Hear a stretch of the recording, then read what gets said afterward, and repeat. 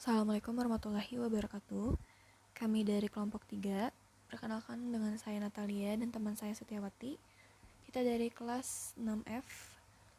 Pada kali ini kita akan membuat video untuk memenuhi tugas mata kuliah metode kuantitatif. Dimana di sini kita akan membahas analisis kita yang dilakukan melalui perangkat SPSS mengenai efektivitas dan efisiensi dari implementasi e-learning terhadap pengembangan belajar mahasiswa. Untuk materi awal akan dibacakan oleh teman saya Setiawati.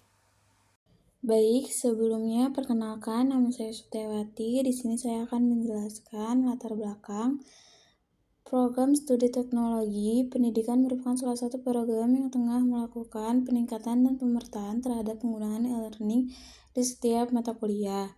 Beberapa mata kuliah pada program studi teknologi pendidikan telah memiliki online course seperti mata kuliah persepsi pembelajaran dan evaluasi hasil belajar.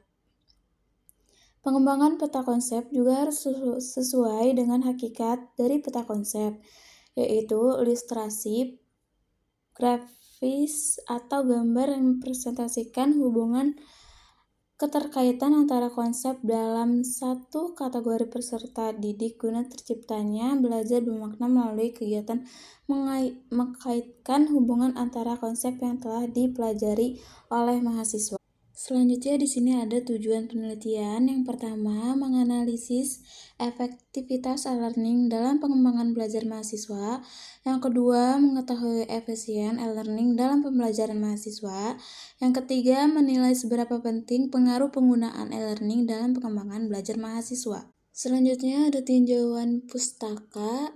Di sini ada salah satunya deskripsi konseptual. Efektivitas, seberapa efektif suatu kegiatan mencapai tujuan dalam konteks pendidikan. Efektivitas mengukur keberhasilan proses pembelajaran dalam mencapai tujuan pendidikan yang diharapkan. Mahasiswa dapat mencapai kompetensi atau tujuan yang telah ditetapkan dalam kurikulum, melibatkan pengukuran hasil belajar siswa melalui berbagai bentuk evaluasi seperti ujian, tugas, proyek, dan observasi. Lalu ada efisiensi, penggunaan sumber daya yang optimal tujuan tertentu disebut efisiensi. Efisiensi mengacu pada bagaimana proses pembelajaran menggunakan waktu, tenaga, dan sumber daya lainnya untuk mencapai hasil yang maksimal dengan biaya minimal. Penggunaan waktu yang efektif dalam kegiatan pembelajaran, pemanfaatan sumber daya seperti bahan ajar, teknologi, dan tenaga pengajar dengan cara yang paling produktif. Lalu ada pengembangan belajar. Pengembangan belajar adalah cara untuk meningkatkan kualitas proses pembelajaran baik secara materi, metode pembelajaran, dan penggantinya. Penerapan metode pembelajaran yang kreatif dan inovatif untuk meningkatkan keterlibatan dan motivasi peserta didik. Integrasi teknologi dalam proses pembelajaran untuk mendukung dan memperkaya pengalaman belajar. Yang selanjutnya ada metode penelitian.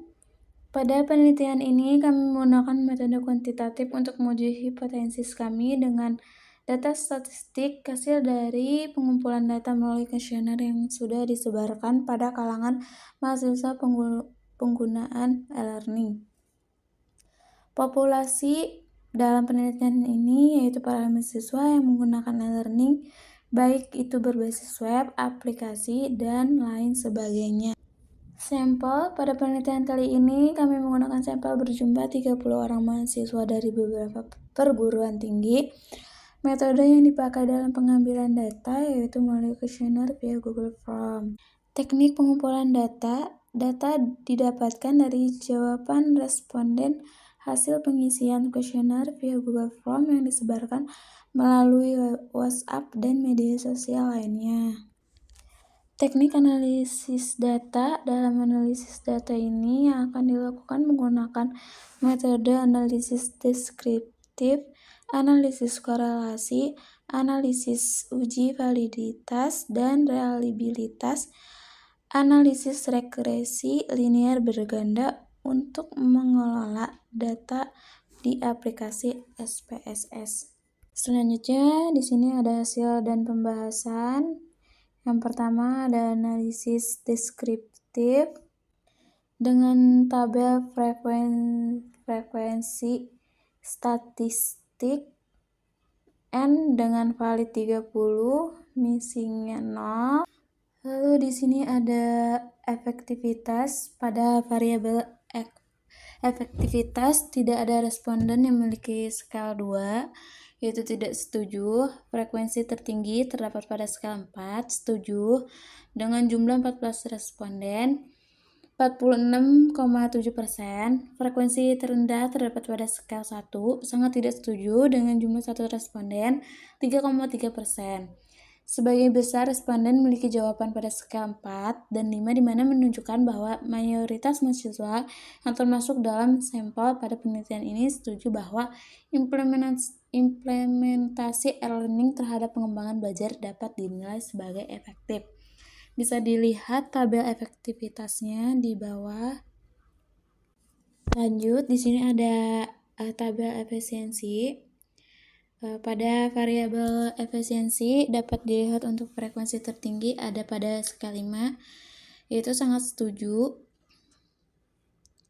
dengan jumlah 14, respondennya 46,7%, sementara frekuensi terendah terdapat pada skala 1 dan 2 sebagai tidak setuju. Mayoritas responden memberikan skor 4 dan 5 yang membuktikan bahwa implementasi e-learning terdapat pengembangan belajar mahasiswa dapat dinilai dengan efisien.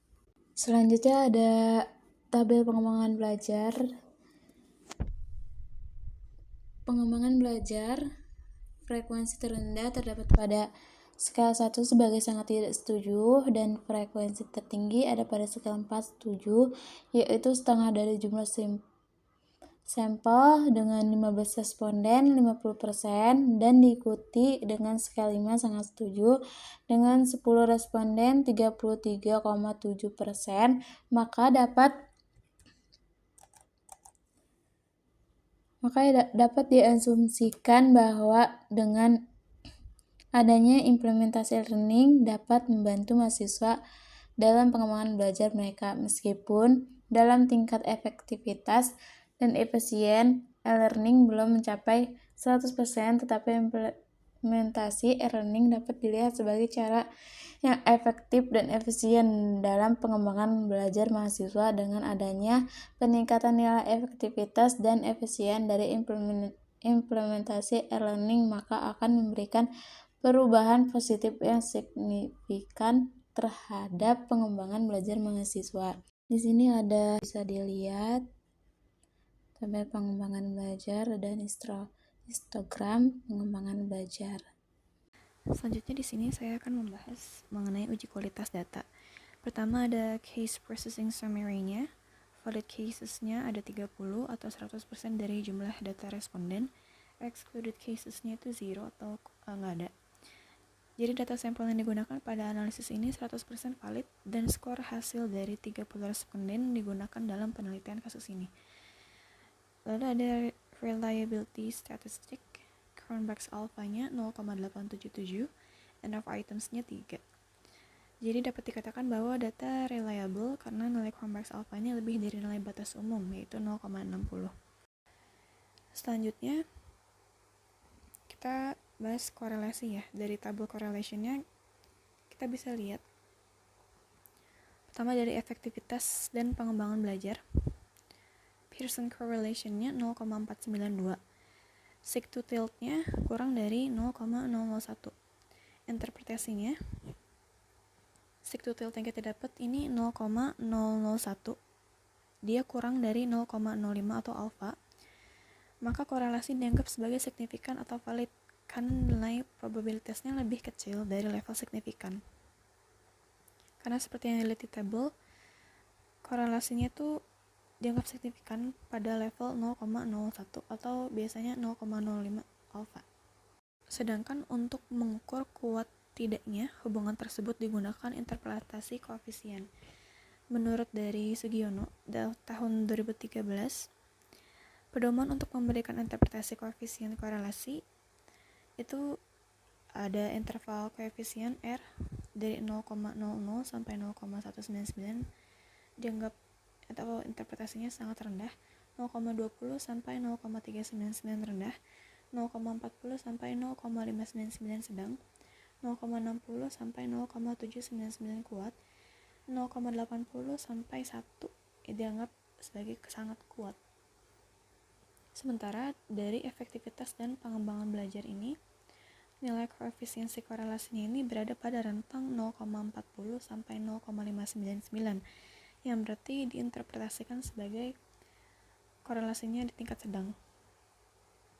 Lalu efisiensi dan pengembangan belajar, Pearson correlation-nya itu di 0,619. Seek to tilt-nya kurang dari 0,001. Interpretasinya itu dari seek to tilt kita dapat kurang dari 0,001 yang lebih kecil dibandingkan nilai alfa 0,05, maka korelasi dianggap sebagai signifikan atau valid karena nilai probabilitasnya lebih kecil dari level signifikan.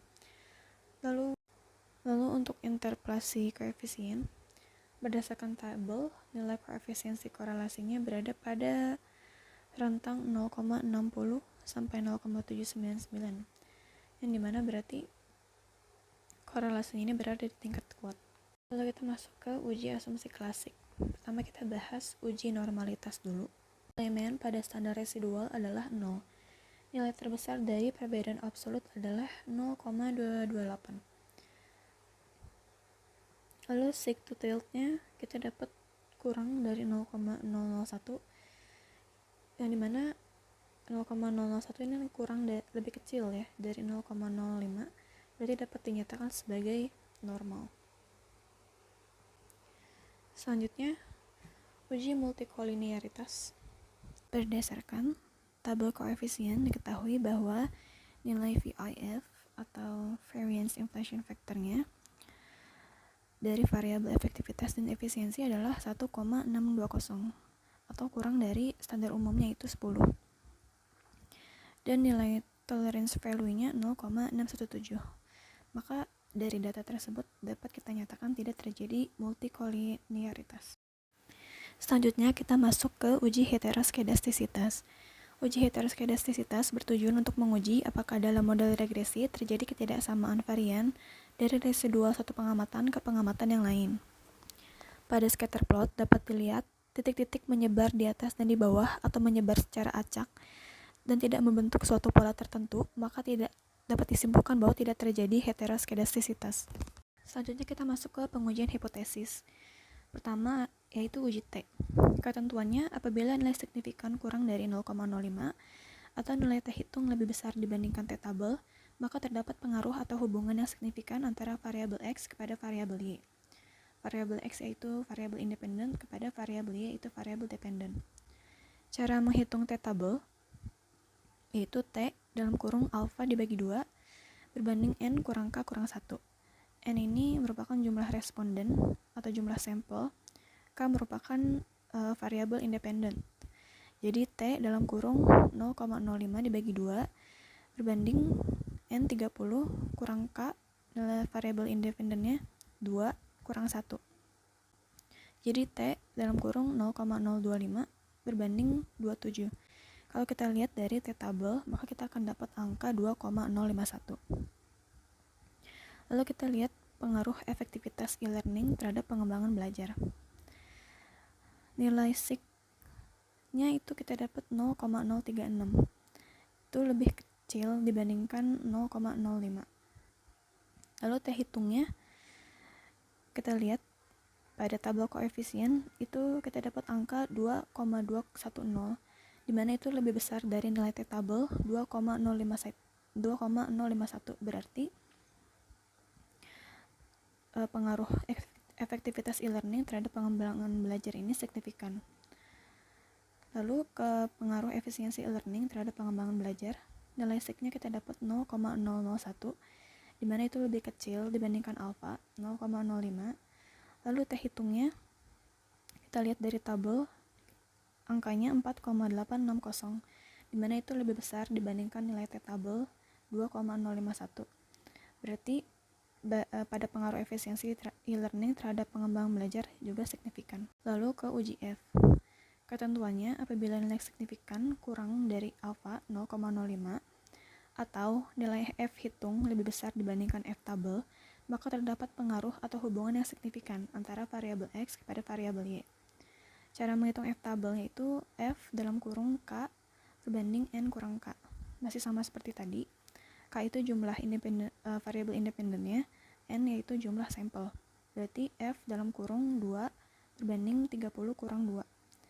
Jadi F kita dapat 2 banding 28, dimana kalau kita lihat di F tabel, kita dapat angka 3,34.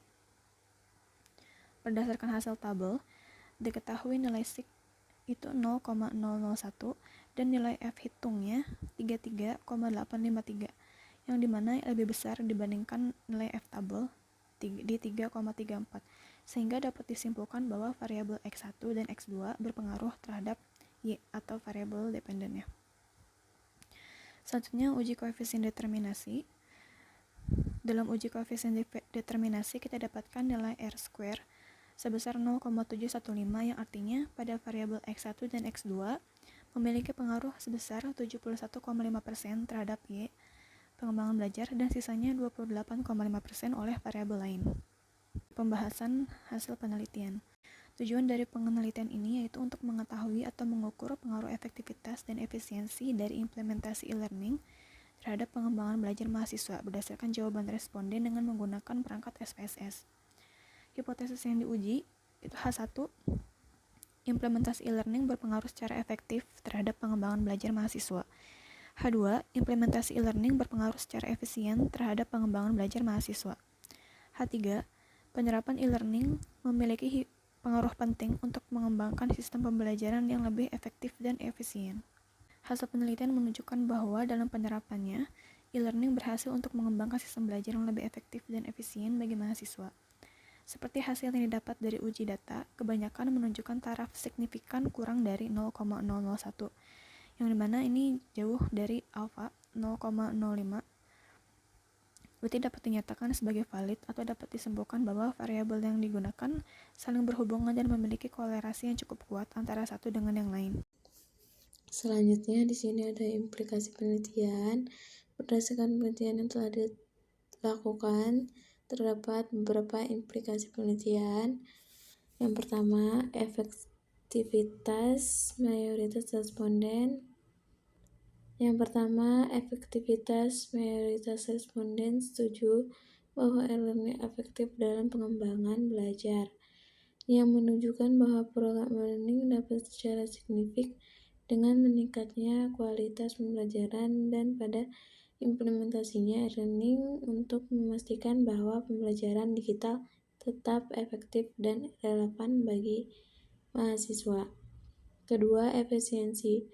Dengan adanya tingginya tingkat persetujuan mengenai efisien e-learning menunjukkan bahwa mahasiswa menemukan metode ini sebagai cara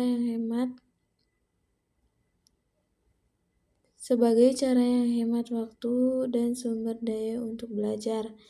Ketiga, pengembangan. Responden umumnya setuju bahwa e-learning berkontribusi secara positif terhadap pengembangan belajar mereka dengan adanya frekuensi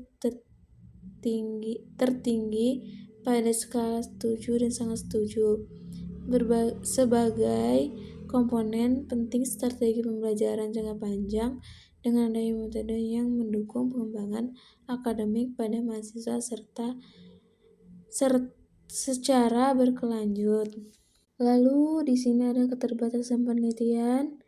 Dalam penelitian ini ada beberapa keterbatasan penelitian mengenai efektif dan efisiensi dari implementasi e-learning terhadap pengembangan belajar. Berikut ada beberapa keterbatasannya.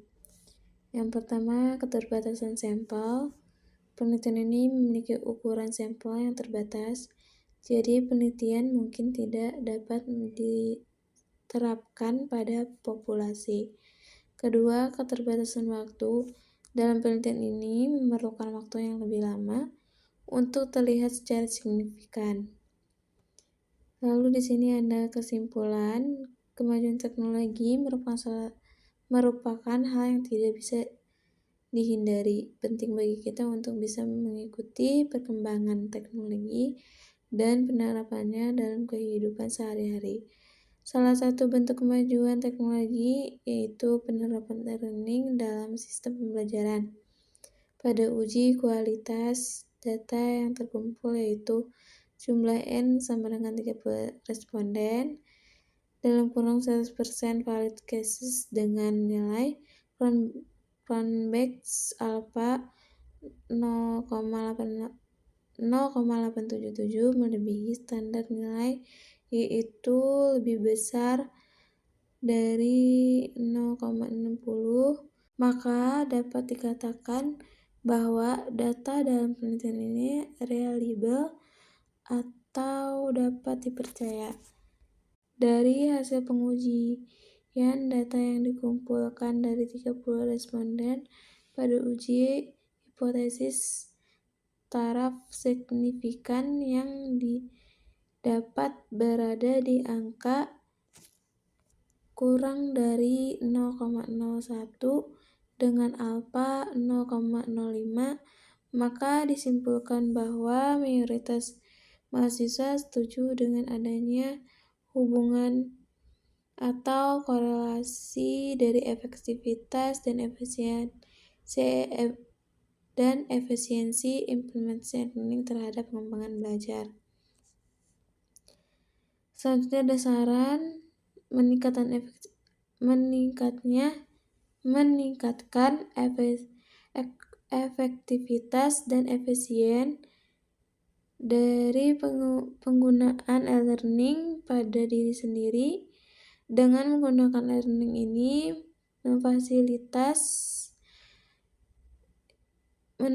memfasilitasi mahasiswa untuk mengakses informasi dan pengetahuan sebanyak mungkin. Pembelajaran tidak lagi dibatasi ruang, jarak, dan waktu. Materi pembelajaran yang didapat pun bisa lebih bervariasi dan tidak terpacu hanya dengan satu buku saja. Akan tetapi bisa dikatakan efektivitas e-learning dalam pengembangan belajar mahasiswa tidak terlepas dari motivasi dan semangat belajar mahasiswa itu sendiri. Perlu dilakukan update berkala pada program e-learning seperti yang diketahui bahwa kemajuan teknologi adalah sesuatu yang tidak bisa dielak. Kita semua dituntut untuk bisa mengikuti perkembangan teknologi yang terus berevaluasi dari waktu ke waktu. Karena permasalahan yang sering dijumpai adalah terkadang server web yang error dan sulit diakses pada kondisi dan waktu tertentu. Harapannya adalah pihak yang terkait bisa memahami pentingnya pemeliharaan sistem secara berkala. Sekian presentasi dari kelompok kami, mungkin masih banyak terjadi kesalahan, dan atas kekurangannya kami mohon maaf. Wassalamualaikum warahmatullahi wabarakatuh.